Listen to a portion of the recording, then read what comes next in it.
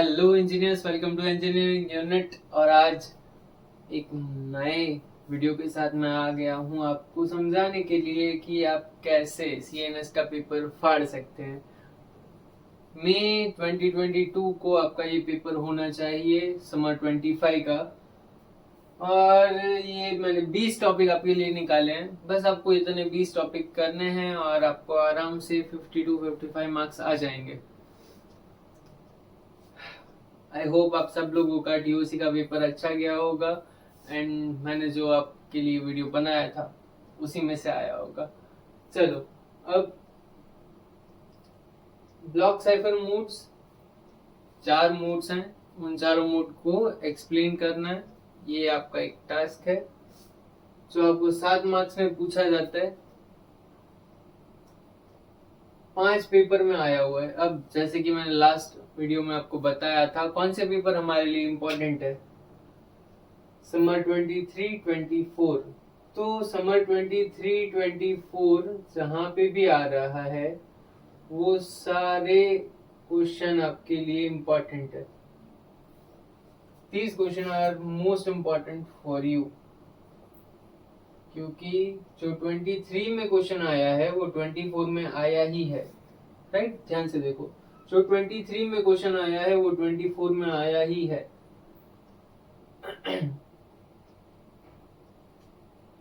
तो इस तरीके से हम देखें तो these are most frequent topics जो आपकी नेक्स्ट एग्जाम में भी आने के चांसेस बहुत ज्यादा बढ़ जाते हैं। अब कैफी-हैनमैन की एक्सचेंज विथ एग्जांपल क्या है, क्या फॉर्मूलाज हैं, किस तरीके से होगा, एंड एट लास्ट एक एग्जांपल के साथ आपको बताना है कि ये इस तरीके से हो गया। इसके मार्क्स हैं 7। एक 509 सर्टिफिकेट कुछ है जिसकी सारी फील्ड्स आपको एक्सप्लेन करनी है एंड उसके आपको 7 मार्क्स मिलेंगे। MAC and HMAC algorithm क्या है वो आपको समझाने के 3 से 4 मार्क्स मिल जाएंगे आराम से। हिल साइफर 3 से 4 मार्क्स। हिल साइफर का मेरा एक अच्छा वीडियो है पर वो यहाँ पे अपलोड करने लायक नहीं है, ठीक है। SHA1 और MD5 मोस्ट इंपॉर्टेंट टॉपिक सारे पेपर्स में आया है। हैश फंक्शन क्या होता है, हैश फंक्शन इन दोनों में कैसे काम करता है, 4 से 7 मार्क्स आराम से। अब DES, single double and triple, ये 3 तरीके से होता है। अब सिंगल आप कर लोगे तो मोस्ट ऑफ द पेपर्स आपसे सॉल्व हो जाएंगे। डबल आपने कर लिया तो हार्ड पेपर जो निकले हैं जीटीयू की तरफ से वो आपसे बन जाएंगे। पर जो ट्रिपल वाला है वो रेयरली पूछा गया है। अगर नहीं करोगे तो चलेगा, पर अगर आपके नसीब खराब हुए जो कि होते ही है हर इंजीनियर के, तो नेक्स्ट जो आपका पेपर है उसमें आने के चांसेस हैं। इसलिए मैंने तीनों लिख दिए हैं। 7 मार्क्स में पूछा जाता है एंड 4 बार पूछा जा चुका है आज तक। स्ट्रीम वर्सेस ब्लॉक साइफर, बहुत इजी टॉपिक, 3 से 4 मार्क्स में इसका वर्सेस पूछा जाता है। एक्टिव वर्सेस पैसिव अटैक्स, 3 से 4 मार्क्स। अब एक्टिव पैसिव में types of active attack and types of passive attack, ये अलग अलग से क्वेश्चन 4-4 मार्क्स का पूछा जा सकता है, तो थोड़ा सा ध्यान रखना। RSA एल्गोरिथम 7 मार्क्स में ही पूछा जाता है, 4 मार्क्स पता नहीं मैंने क्यों लिखा है। RSA एल्गोरिथम 7 मार्क्स में पूछा जाता है, 5 पेपर में पूछा जा चुका है एंड आपके लिए इंपॉर्टेंट है बहुत ज्यादा। करबेरोस हर एक पेपर में पूछा गया है। की डिस्ट्रीब्यूशन सेंटर, करबेरोस, ये सब कुछ एक ही है। 3, 4, 7 मार्क्स में पूछा जा चुका है, 4 पेपर में है। GDC निकालो क्या करके, यूक्लिड्स एल्गोरिथम की हेल्प से। तो GCD यूक्लिड्स एल्गोरिथम, ये एक छोटा सा टॉपिक है, आपका 5 मिनट भी नहीं जाएगा अगर आप मैथ्स में अच्छे हो तो, और 4 मार्क्स आपके आराम से सिक्योर हो जाएंगे। Playfair cipher, scissor cipher 7 marks में और 4 मार्क्स में पूछा जाता है। बहुत इजी टॉपिक है, आप आराम से कर लोगे। राउंड्स ऑफ एईएस एल्गोरिथम के सारे राउंड्स, मतलब पूरा 1 राउंड समझाना है कि किस तरीके से क्या हुआ।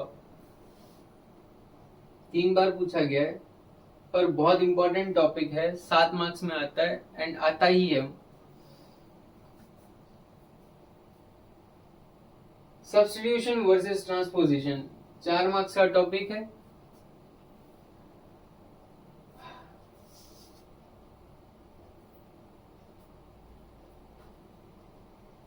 सब्स्टिट्यूशन वर्सेस ट्रांसपोजिशन एक 4 मार्क्स का टॉपिक है जो बहुत इजी है। 2 पेज का आंसर होता है, ज्यादा से ज्यादा आप कर लेंगे।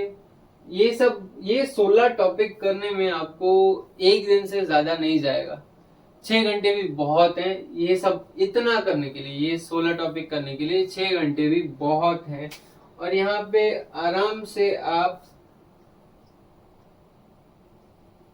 35 मार्क्स स्कोर कर सकते हैं आराम से।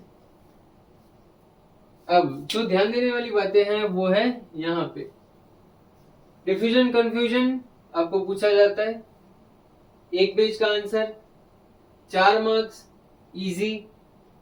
Security goals, CIA, confidentiality, integrity और तीसरा ए जो है वो आप याद कर लेना। 3 मार्क्स में पूछा जाता है, 4 मार्क्स में भी पूछा जाता है।